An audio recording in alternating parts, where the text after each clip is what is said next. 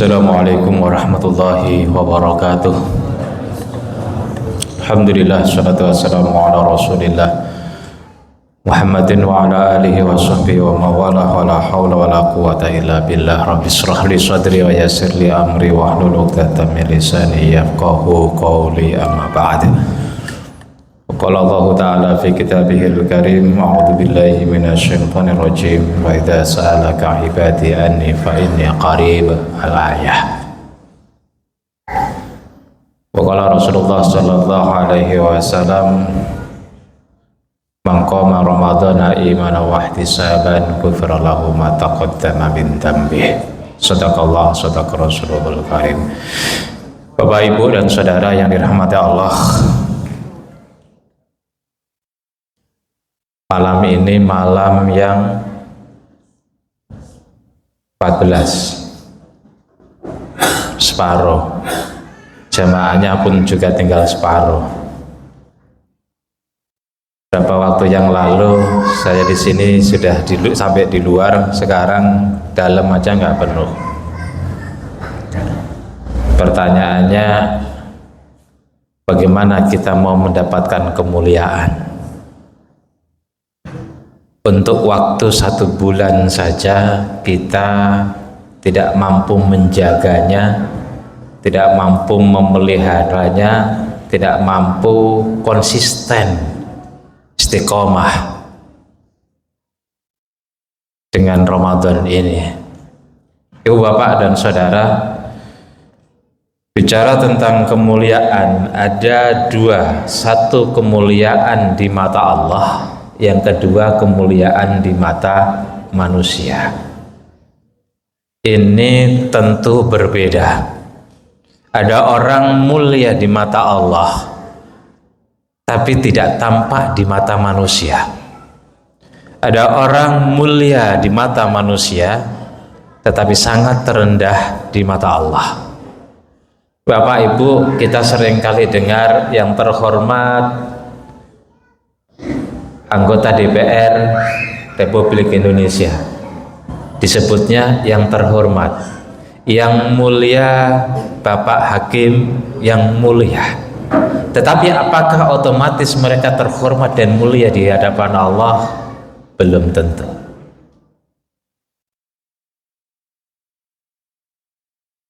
Kalau kita mengacu kepada beberapa ayat, wal akhiratu khairul laka minal ula wal akhiratu khairu wa abqa, dan berbagai ayat yang lain, wa ma indallahi khairum minal lahwi wa minat tijarah, dan sebagainya, bahwa di mata Allah kemuliaan itu mestinya menjadi priority, karena itu akan menyelamatkan kita, memberikan kebahagiaan kita, membuat kesuksesan kita dunia dan akhirat. Tidak ada orang yang tenang hidupnya, damai hidupnya, yang tidak dekat dengan Allah.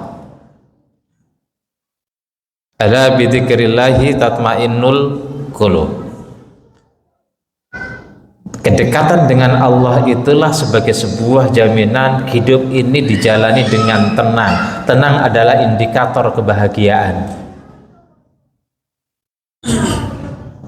Pernah ada survei ketika seseorang mendapatkan lotre, ini berlaku di Amerika. Ketika orang mendapatkan lotre, itu hidupnya malah kehilangan kebahagiaan. Ketika orang berlimpah rizkinya, dilakukan sebuah survei sebelum dan setelah banyak rizki, ternyata tidak menambah kebahagiaannya.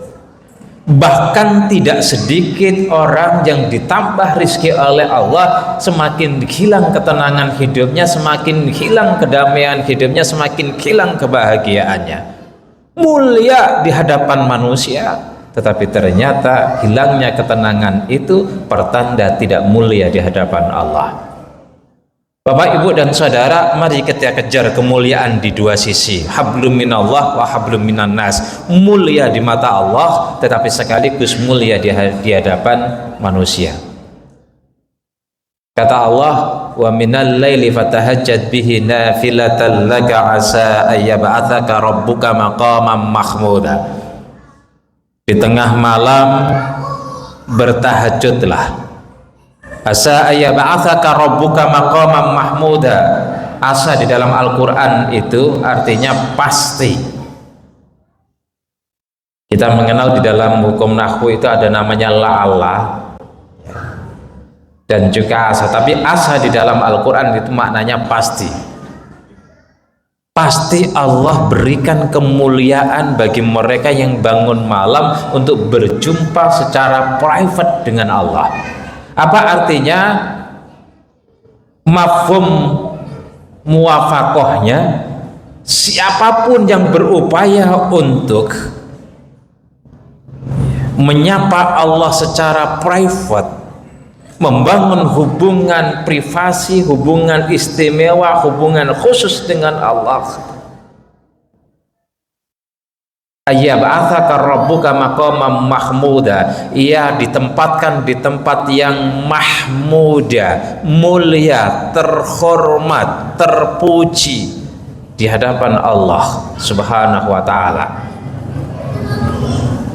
Maka para sufi itu berupaya untuk merahasiakan hubungannya dengan Allah agar itu menjadi sebuah keikhlasan yang tidak terganggu oleh orang lain. Ini satu ketika cerita saya tagil Siraj waktu dulu saya kuliah. Beliau cerita, beliau berdua sama Gus Dur di Mekah, di Masjidil Haram. Gus Dur nemui seseorang yang biasa saja di samping tiang salah satu tiang Masjidil Haram. Kalau Gus Dur bilang, wahai Tuhan, doakan saya. Orang ini diam aja. Gus Dur tetap minta doakan saya, doakan saya. Apa yang kemudian dilakukan oleh laki-laki setengah baya itu? Langsung menengadah ke atas, ya Allah, apa dosa saya, apa kesalahan saya sehingga engkau kasih tahu orang ini tentang saya, padahal tidak saling kenal. Karena yang cerita itu Said Agil layak untuk dipercaya karena bukan Gus Dur sendiri. Hadirin Bapak dan Saudara yang dirahmati Allah Subhanahu wa taala, betapa hubungan privat dengan Allah itu adalah hubungan yang semulia-mulianya hubungan. Oleh karena itu model kelas kita terus melakukan ikhtiar untuk dekat dengan Allah sehingga Allah mengapresiasi kita dengan kemuliaan sebagai sebuah nilai di mata Allah terhadap kita. Apa yang harus kita lakukan bulan Ramadan ini? Sesuatu yang sangat kondusif untuk melakukan itu. Salah satu hadis mengatakan, mangkoma, barang siapa menghidupkan fi lailati Ramadan iman wa ihtisaban, dengan sungguh-sungguh keikhlasan, maka kesalahannya akan diampuni, dia masuk fase yang lebih baik dari sebelumnya. Maksud dosanya diampuni itu dia masuk pada fase kemuliaan yang berbeda dari sebelumnya. Hadis lain, man shoma ramadhana, dan seterusnya. Hadirin Bapak, Ibu dan Saudara yang dirahmati Allah Subhanahu wa taala. Karena itu manfaatkan bulan Ramadan ini, taraweh jangan sampai ketinggalan. Kalau kemudian mau persiapkan mudik, sok silahkan. Mau belanja di mall, upayakan siang hari. Pada waktu libur Senin, Sabtu, Minggu, kalau nggak sempat ada waktu sore pulang dari kerja, berupaya sungguh-sungguh untuk tidak meninggalkan taraweh ke mall pada saat Isya sudah pulang. Kalau terpaksa ada acara kemudian tidak sempat pulang pada saat Isya, waktu Isya, pada saat pulang mungkin jam 11, mungkin jam 10, tetap lakukan taraweh, jangan tinggalkan taraweh. Bapak, Ibu dan Saudara, kita semua ingin Lailatul Qadar. Sulit bagi orang yang meninggalkan taraweh walau lailatan, meskipun hanya satu malam, untuk mendapatkan Lailatul Qadar. Karena tarawih ini tidak ada di luar bulan Ramadan. Rumah makan, resto pada saat buka puasa penuh yang sempungkan. Kemungkinan ketemu sama kolega, ketemu sama teman lama, sok silakan. Ketemu sama teman-teman SMP, SMA, reunian dengan buka puasa bersama di restoran, sok silakan. Tapi jangan karena itu kemudian tarawih kita tinggalkan. Inilah bulan mulia, diberikan kesempatan begitu luas buat kita untuk membangun kemuliaan di mata Allah Subhanahu wa taala. Bapak, Ibu dan Saudara, jangan sampai pulang jam 12 malam, pulang jam 1 pagi, kemudian gak sahur, tidak sholat malam. Cara yang paling efektif bagaimana mulia di hadapan Allah adalah zikrullah. Selain ibadah wajib dan sunnah perbanyak, yang kedua adalah zikrullah, berzikir kepada Allah. Ada zikir ya alaniyah, jahr, ada zikir sirran. Mana yang lebih baik? Dua-duanya baik, tapi lebih baik adalah zikir sirran, zikir dengan hati. Orang berzikir dengan lisan dapat pahala jauh lebih besar pahalanya kalau zikirnya juga pakai hati. Bapak dan Saudara yang dirahmati Allah, apa beratnya sih kalau dalam hati kita senantiasa mengucapkan Allah, Allah, Allah, Allah. Saat kita menunggu berzikir, saat kita diam berzikir, saat kita duduk berzikir. Ramadan itu kondusif untuk kita berzikir, menyapa kepada Allah. Yang ketiga, baca Quran. Kata Nabi, barang siapa yang ingin berdiskusi, berdialog, berkomunikasi dengan Allah, iqra'il Quran, bacalah Al-Quran. Di HP kita semua punya Al-Quran, Pak. Tinggal buka surat apa ada, googling. Tinggal buka ayat berapa ada, tinggal buka hadis apa ada. Terutama Al-Quran, bacalah. Syukur-syukur Ramadan ini memperbanyak hafalan. Entah itu surat pendek. Surat pendek itu kan tidak hanya juz ammah, juz 30, tapi banyak surat pendek, Al-Jum'ah, Al-Munafikun, itu juga surat-surat pendek. Surat pendek juga itu Ar-Rahman, Ar-Rahman, Fabi ayyi ala'i rabbikuma tukadziban, itu banyak, udah separuh, hampir separuh sendiri. Kalau kita punya hafalan di mobil sambil nyetir, baca Quran. Kenapa? Punya hafalan. Barang siapa yang ingin berkomunikasi dengan Allah, bacalah Quran. Inilah merupakan proses untuk memuliakan diri kita di hadapan Allah. Kemudian bagaimana kemuliaan di hadapan manusia, Bapak dan Saudara? Yang pertama adalah khairun nas anfa'ukum linnas, memberi manfaat kepada orang lain. Kata Rasulullah, al-yadul ulya khairun wa habbu ilallah minal ayat disufla. Tangan di atas lebih baik dan lebih dicintai Allah dari tangan di bawah. Maksudnya apa? Membantu. Dalam bahasa agama, zakat, infak, sedekah, wakaf dan sebagainya. Intinya memberikan bantuan kepada orang, boleh jadi bantuan uang, boleh jadi bantuan tenaga, boleh jadi bantuan gagasan, boleh jadi bantuan perhatian. Itu semua adalah aliyadul ulya. Aktif, tidak pasif. Yang kedua adalah menyenangkan orang lain. Dengan cara apa? Komunikasi, silaturahmi. Tahu-tahu Jabri, Waalaikum, apa kabar, sehat semua keluarga. Itu menyenangkan orang lain. Kalau kita suka menyenangkan orang lain, Allah akan senangkan kita. Kalau kita suka menggembirakan orang lain, akan Allah gembirakan kita. Itu udah rumus. Siapa yang membantu orang lain, Allah akan bantu. Siapa yang menyenangkan orang lain, Allah akan senangkan kita. Bapak dan Saudara, yang ketiga, jauhkan diri dari sikap, sifat, perbuatan, ucapan yang menyakiti dan itu menjadi bagian kezaliman kepada orang lain. Jauhkan. Begitu banyak orang yang muflis, orang yang bangkrut gara-gara tanpa sengaja atau membiasakan diri menyakiti orang lain, karena kebiasaan nggak terasa kalau dia menyakiti orang lain, karena kebiasaan nggak terasa kalau itu menyinggung orang lain, karena biasa nggak terasa kalau itu mendalimi orang lain, karena biasa nggak terasa bahwa itu adalah maksiat, itu adalah dosa kemanusiaan, dan di akhirat pasti orang itu akan menuntut dan mengurangi pahala kita. Kalau kita suka membantu, kita suka menyenangkan silaturahmi dan berupaya untuk tidak mendalimi orang lain, maka dengan sendirinya akan ada kemuliaan di mata orang lain.